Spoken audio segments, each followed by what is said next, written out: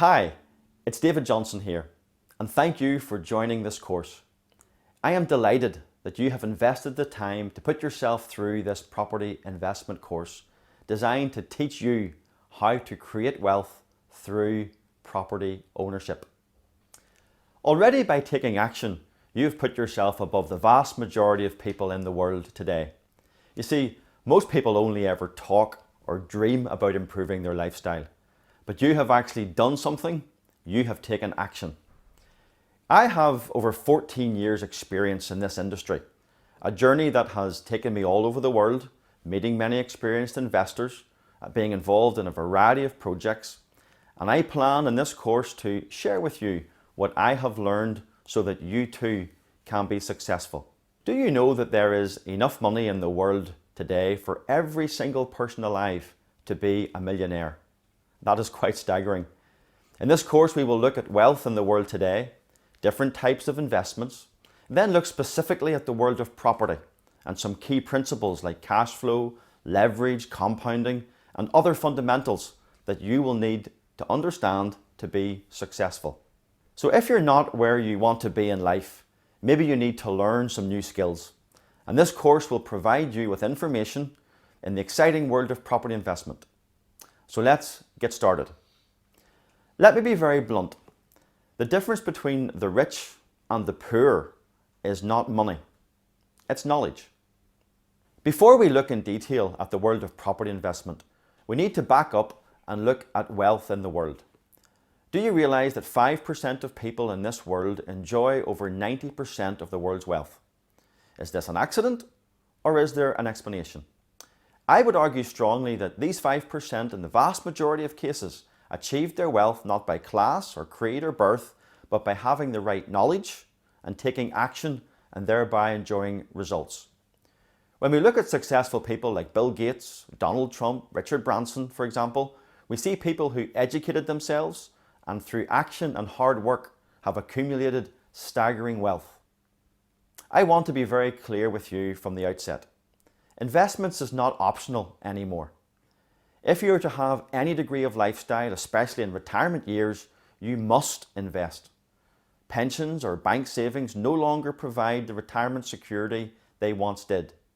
The term investment means laying out money or capital in an enterprise with an expectation of profit. While investments can be varied and diverse, the most common are stocks and shares. These are often high reward but are often high risk. Property bonds, these offer low rewards but are low risk. Alternative investments like car parks, shipping containers, fine wines and even stamps. And of course the most popular of all, property investment. So why property? To answer this question simply, the reason property investment is where most of the wealthy invest their money is because it is a low and manageable risk with potentially very high reward. Think about this for a moment. As long as people want to live in houses and the world's population keeps growing, there will always be a demand for property. That may sound simplistic, but when an investor understands this fact, they can develop a confidence and a belief in the world of property investment. Franklin D. Roosevelt, the famous US president, said this: "Property cannot be lost or stolen, nor can it be carried away. Purchased with common sense and managed with reasonable care, it is about the safest investment in the world." That's probably the best illustration and example of why property is so successful. Other important factors are: 1. Property is an appreciating asset. Secondly, high leverage opportunities. In some cases, you can mortgage a property for up to 80%, and this can have a dramatic positive impact on the ROI, or the return on investment. Thirdly, there are tax benefits. If people did not buy investment properties, where would many people live? Governments the world over offer incentives to attract property investors. There are many property investment courses out there in the market today, some very good and others not so good. I suggest you only listen to trainers that have been through the complete property cycle, that have been through the ups and also the downs. I would also caution against courses that focus on selling you on the next more advanced course, as often these are about making money for those running the course rather than helping students to make money through their own property investment. Cash flow should create cash flow. Wealthy people buy assets that create cash flow, and then with that cash flow, they buy more assets that create cash flow. It is important that you understand some key terms, as we will be using these terms throughout the training course. Cash flow. This is money that you bring in. Expenses. This is money that you have to pay out. Assets. This is something that pays you. Liabilities. This is something that costs you. Rich people. By that we mean those with significantly more income coming in than they have going out. This is usually because their assets are paying them a lot more than their liabilities are costing them. Broke people. Note I did not say poor people, and I'm certainly not referring to a perceived social class. Rather, I'm talking about those people that pay out more than they bring in, and this is usually because their liabilities are costing them more than their assets are bringing in. Look at the majority of the world today. The vast majority of the world today is broke, just at different levels. Please understand that in every type of property investment, there is risk and reward. People have made fortunes through property investment, but equally, people have lost fortunes. I often say that one of the biggest challenges in this property investment sector is greed. Property investment is a business like any other business. It has rules. Stick to the rules and you can be very successful. Break the rules and you can get burnt. I want you to understand that knowledge is very important, as without it, you cannot succeed. But the most important thing is to take action, and then you will see results. Use this property investment training course to raise your financial IQ and then take the appropriate action. It is my aim that every one of you who go through this course make at least one investment in property. So, can you do this? I believe passionately you can. But why do you want to do it? Take 5 minutes now and write down 3 reasons why you have taken this course. Is it to have more money by owning assets? Is it to spend more time with your family? Is it to create capital to invest in other businesses? Is it to give money to charity? Whatever those reasons are, write them down. Don't skip this part of the course because it's very, very important. Have a reason why you want to learn, go through this course, and then put what you learn into action so you can enjoy the results that I know you and your family can have. Do you know that 98% of the world's population retire with no extra money, no financial freedom? In this section, I want to talk about investments that most people make in general, property investment fundamentals in particular, and then compare them. You see, we need to be very clear on something. The only way to financial freedom and even a comfortable retirement is by investing in something. The good old days of working 40 hours a week for 40 years to retire on a pension of 40% of what you earned are long gone, and they're not coming back anytime soon. It is vital for you and your family that you learn about different types of investments so that you can decide what is best for you to invest in. Before we look at the world of investments, I want to talk about 2 very important investment fundamentals. When I describe these things as fundamentals, I mean they are significant or even vital to successful investing. The first one is called leverage. What is leverage? Leverage is the use of various financial instruments or borrowed capital to increase the potential return of an investment. We actually use this principle all the time. We use leverage by using other people's time or other people's contacts. The key leverage we can use in property investment is other people's money, or OPM.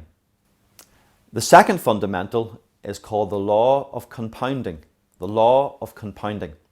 The best way to describe this fundamental is by using the example of a penny.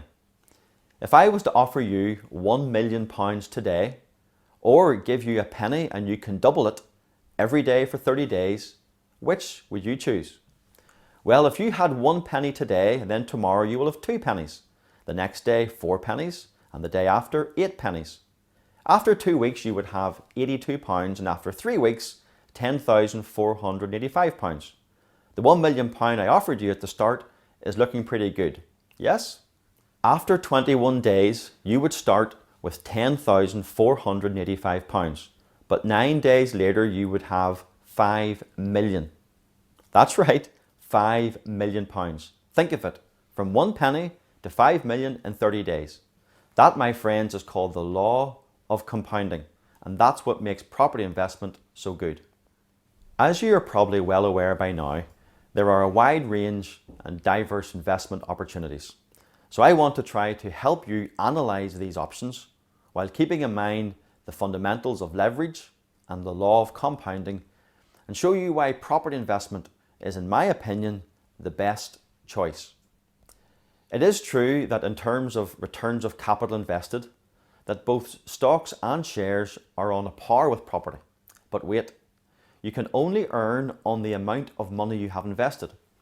There is no opportunity to leverage. Ask yourself this: if you rang your bank manager and told him you wanted to borrow £100,000 for an investment, he would probably ask you what you wanted to invest in. If you said stocks and shares, the bank manager would say no immediately. However, if you rang up your bank manager and said you wanted to borrow £100,000 for an investment, and when he asked you what you wanted to invest in, you said property, he will invite you for a meeting and discuss lending you 70 or maybe even 80% of the value of the property. We call it a mortgage. Why will a bank lend you money to buy property but not stocks and shares? That is a great question. It seems banks have much more confidence in property as a secure investment, much more so than stocks and shares. I rest my case. If you invest £100,000 of capital in the stock market, you will have £100,000 worth of assets. And if the market goes up by 10%, you will make £10,000. That's a 10% return on capital. But if you use that same £100,000 to put down 25% deposits on 4 buy-to-let properties, it gives you £400,000 worth of assets. And when the property market goes up by 10%, you make £40,000, which is a 40% return. Because you don't just profit from the growth of your own money, you also profit from the growth on the bank's money. Leverage, or being highly geared, acts just like a magnifying glass. When the market moves upwards and in your favour, leverage massively improves your returns. Commodities. The value of commodities is certainly rising, but so too is the cost of living, and probably at a greater rate than the increase in value of commodities. Alternative investments. This type of investment is a term used to mean almost any other type of investment than stocks and shares and property. It is extremely diverse, but the most popular would be self-storage units, shipping containers, films, precious metals, but it can also include things like fine wine and even stamps. Very much viewed as higher risk, these can indeed have attractive returns, but not normally where sophisticated investors place anything other than a small percentage of their capital. Most of these products are unregulated, so the risk is certainly greater. Pensions. There is no easy way of saying this, but the vast majority of people relying totally on their pensions for retirement are most likely in big trouble. As an investment strategy, you cannot easily get money out of your pension, you cannot control it, and you cannot gear it. In most cases, the pension is taxed heavily, and the pension will die with its principal. Savings accounts. I have talked to people who have said to me something like this: David, I don't really understand all this investing in property and stocks and shares stuff. I'm going to just leave my money in a bank where I know it's safe and earn a bit of interest. Many people have the same attitude to investments, but listen, this is probably the dumbest type of investment strategy. Firstly, the notion that your money in a bank is 100% safe has been well and truly shattered during the recent global credit crunch, where many people lost every penny they had, placed with some banks, and only for the government borrowing to recapitalise other banks, it would have been much worse. By the way, this inflation factor also rules out the ancient money under the mattress investment strategy. Let me ask you this. Do you think Sir Alan Sugar, founder of Amstrad, knows something about investing? In August 2007, Sir Alan told the Sunday Times he was planning to turn his attention to his property portfolio, which he deeply regretted not spending more time on in the golden 10 years of the mid-90s. I quote, "Throughout my career, I have invested in property as security and seen the electronics as the risky part of my business. I've got 300 million of property, mostly in trophy buildings around London, and I don't owe a penny.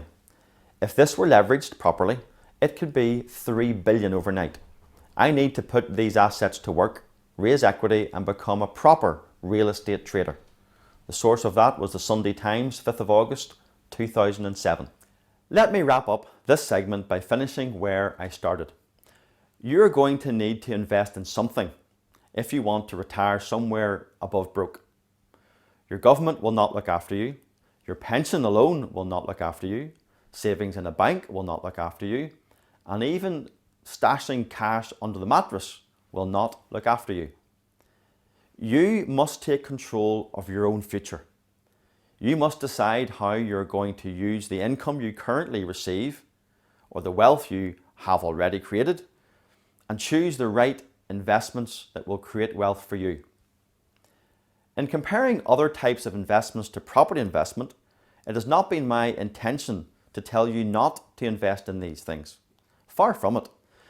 Most of the multimillionaires and very wealthy, sophisticated investors have money in a range of investments, and that diversification makes sense. However, let me be very clear. I don't know one sophisticated investor that does not have property in their portfolio, and for the vast majority, it is the core of their wealth creation. Why? Because of leverage and compounding.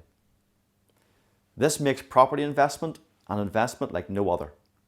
Look at the graph showing the last 10 years of property values in the UK. That includes the credit crunch. House prices on average today have never been higher. When you fully understand the fundamentals of leverage and law of compounding, you will see why I think property stands head and shoulders above all other investments. So why not make these fundamentals work for you? I really look forward to seeing you on the next module.